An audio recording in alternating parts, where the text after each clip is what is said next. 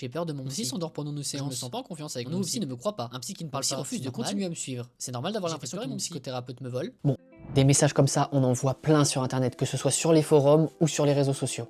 Et malgré ce que certains philosophes du 21e siècle peuvent penser, rien à foutre de ta dépression, mec. Bah, je pense honnêtement qu'en Big 2025, on peut plus se permettre qu'une personne soit apeurée, effrayée ou même traumatisée d'aller voir un psychologue. Et donc, après cette réflexion, je me suis demandé si en France, il y avait des instances qui permettaient de diriger des personnes vers les psychologues qui leur sont adaptés.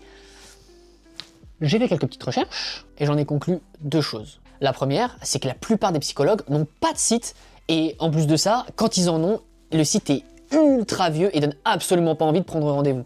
Alors c'est vrai, tu peux passer par Doctolib ou psychologue.net, mais ça fait tout de suite très médical, beaucoup moins intime. T'as beaucoup moins d'informations aussi sur le psychologue. Alors il t'en donne selon ses spécialités, etc.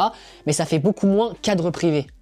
En fait, tu vas avoir les sites où tu vas devoir remplir un formulaire en ligne, ça va te créer un profil type, et ce profil type va être analysé par des spécialistes, et donc ils vont pouvoir te renvoyer vers le psychologue adéquat. Mais en fait, cette étape est très dématérialisée et beaucoup moins humaine, ce qui peut créer un blocage.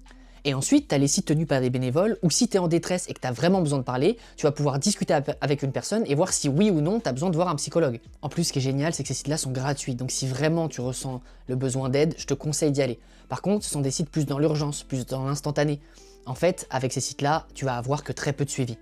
Puis à un moment, je me suis dit, mais attends, Maxime, ça fait des années que tu étudies la psychologie, d'accord? Depuis que t'es enfant, ça t'intéresse. T'as fait des études dans les facultés de Strasbourg, de Paris, t'as fait des stages dans diverses entreprises, t'as accompagné beaucoup de psychologues.